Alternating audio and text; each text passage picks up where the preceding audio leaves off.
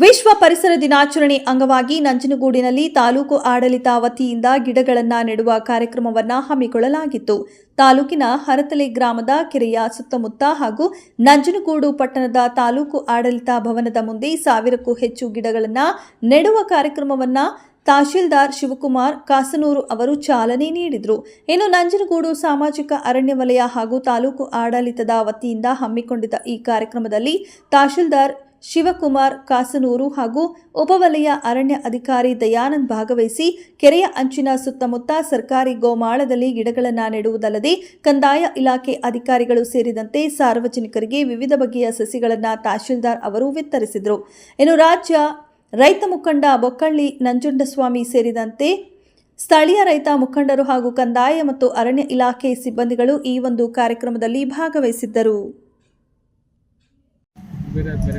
ನಮಸ್ಕಾರ, ಎಲ್ಲರಿಗೂ ವಿಶ್ವ ಪರಿಸರ ದಿನಾಚರಣೆ ಶುಭಾಶಯಗಳು.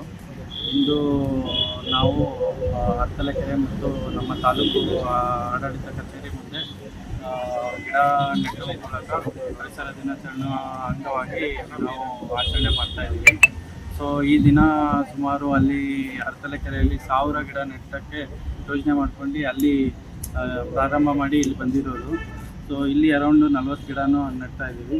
ಸೊ ಅಲ್ಲಿ ಗ್ರೀನ್ ಫೆನ್ಸಿಂಗ್ ಅಂತ ಕಾನ್ಸೆಪ್ಟು, ಅಂದರೆ ಕೆರೆ ಒತ್ತುವರಿ ಇನ್ ಕೇಸ್ ಮಾಡ್ಕೊಂಡು ಟ್ರೆಂಚ್ ಮಾಡಿದ ನಂತರ ಸೊ ಆ ಬಾರ್ಡ್ರಲ್ಲಿ ಅದು ಮತ್ತೆ ಒತ್ತುವರಿ ಆಗಬಾರ್ದು ಅನ್ನೋದು ನಿಟ್ಟಿನಲ್ಲಿ ನಾವು ಗ್ರೀನ್ ಫೆನ್ಸಿಂಗ್ ಮೂಲಕ 1000 ಗಿಡ ನೆಟ್ಟು ಅದು ಕೆರೆಯನ್ನು ಸಂರಕ್ಷಣೆ ಮಾಡೋದು ಒಂದು ಉದ್ದೇಶಕ್ಕಾಗಿ ನಾವು MG ನರೇಗಾ ಸೋಷಿಯಲ್ ಫಾರೆಸ್ಟ್ರಿ ಅವ್ರಿಗೂ ಕಡೆಯಿಂದ ಅವರ ಒಂದು ಸಪೋರ್ಟಿಂಗ್ ಮೂಲಕ ನಾವು ಗಿಡವನ್ನು ಅವ್ರ ಮೂಲಕನೇ ತಗೊಂಡು ನೆಡ್ತಾ ಇರೋದು.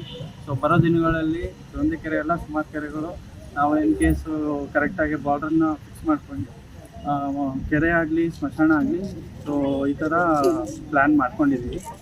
ಸೊ ಎಲ್ಲರೂ ನಾಡಿನ ಜನತೆಗೆ ವಿಶ್ವ ಪರಿಸರ ದಿನಾಚರಣೆಯ ಹಾರ್ದಿಕ ಶುಭಾಶಯಗಳು. ಇದು ಪ್ರತಿ ವರ್ಷ ಬರ್ತದೆ, ಪ್ರತಿ ವರ್ಷ ಹೋಗುತ್ತೆ. ಆದರೆ ಬರೀ ಬೋರ್ಡ್ ಹಾಕೋದು, ಬ್ಯಾನರ್ ಬೆಳೆಸೋದು ಮುಖ್ಯ ಅಲ್ಲ.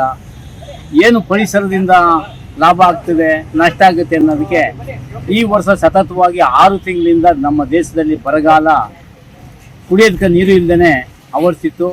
ಅಂತರ್ಜಲ ಬತ್ತೋಗಿದ್ದು, ಬೋರ್ವೆಲ್ಗಳು, ಬಾವಿಗಳು, ನದಿ ಮೂಲಗಳು ಮತ್ತು ಡ್ಯಾಮ್ಗಳು ಸಹ ಬತ್ತೋಗಿ ರೈತರಿಗೆ ಈ ಸತಿ ಒಂದು ನಮ್ಮ ಊರಿನಲ್ಲಿ ರಾಮಪುರ 1000 ಎಕರೆನಲ್ಲಿ ಒಂದು ಭತ್ತದ ಬೆಳೆ ಇಲ್ಲ.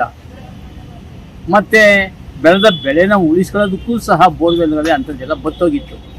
ಈಗೇನು ಮೇಲ್ನೋಟಕ್ಕೆ ಮಳೆ ಆಗ್ತಾ ಇದೆ, ಆದರೆ ಇನ್ನೂ ಅಂತರ್ಜಲಕ್ಕೆ ನೀರು ಹೋಗಿಲ್ಲ.